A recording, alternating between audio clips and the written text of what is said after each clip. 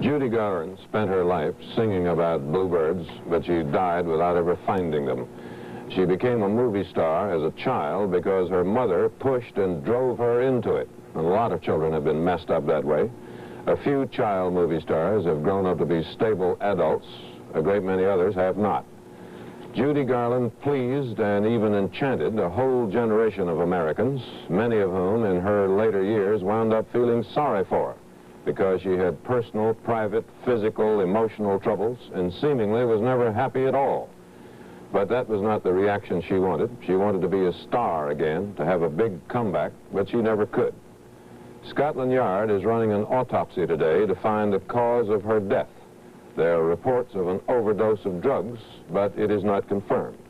What is confirmed is that she was found dead on the bathroom floor early Sunday morning, and the man who found her was her 5th husband.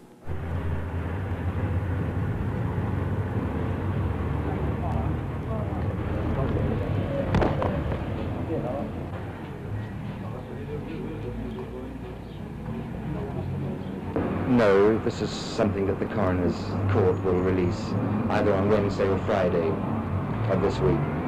You've seen Judy around over the last few weeks. Yes. How has she seemed in her health? She was very frail and very tired, but she was gaining strength week by week. This last week she was being very good. What were her future plans? She had plans to continue recording and making concert tours, and there were television and film plans for her. She could.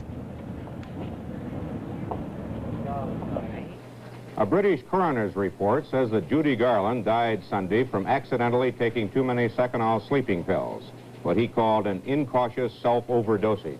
He said he wanted to make it absolutely clear there is no evidence of suicide. The coroner ruled out what was widely believed about Miss Garland, that she was an alcoholic. He said there was no sign of cirrhosis of the liver, no sign of chronic alcoholism. Miss Garland's body is being flown to New York tonight. The funeral will be Friday. Judy Garland's daughter, Liza Minnelli, had requested that her mother's funeral be held in as dignified a manner as possible. Apparently, she's getting her wish.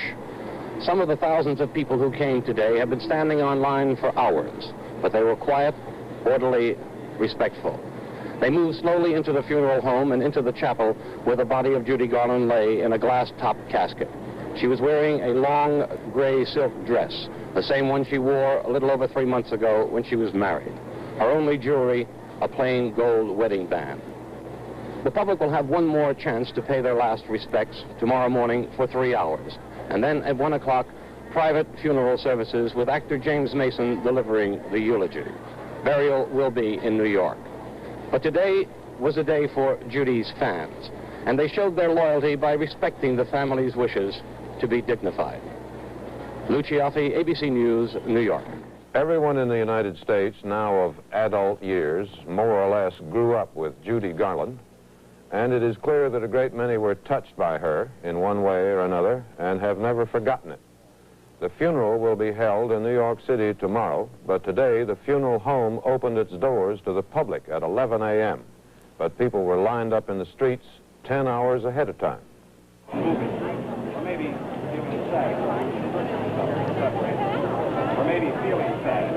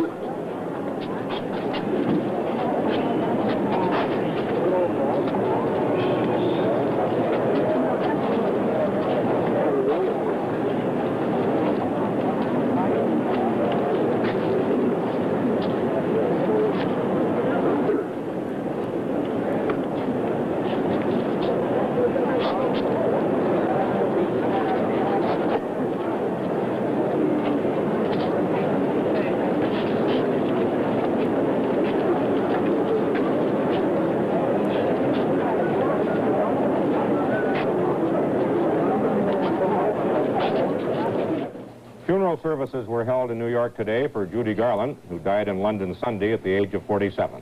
David Culhane reports.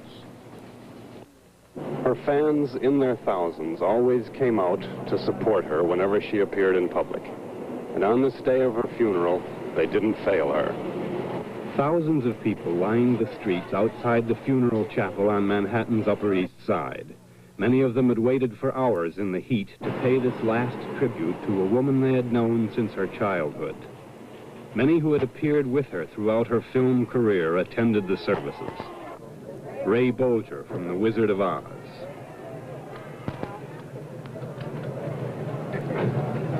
Mickey Rooney, her co-star from the 1940s. James Mason from A Star is Born. And her friends, Patricia Kennedy Lawford and actress Lauren Bacall. Director Otto Preminger. New York Mayor John Lindsay. And her family, her last husband Mickey Deans, and her 3 children, Liza Minnelli and Lorna and Joey Luft, and former husband Sid Luft.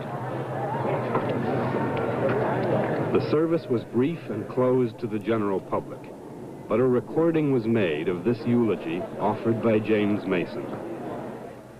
The little girl that I knew, who had a little curl right in the middle of her forehead, was not only very, very good at that time, but she was more than that. She was the most sensitive, the most sympathetic, the funniest, and the most stimulating woman that I've ever met.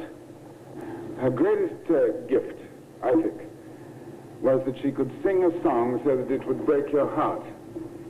What is a tough audience? I'll tell you what a tough audience is. A tough audience is a group of high-income bracket Hollywood cynics at a Hollywood party.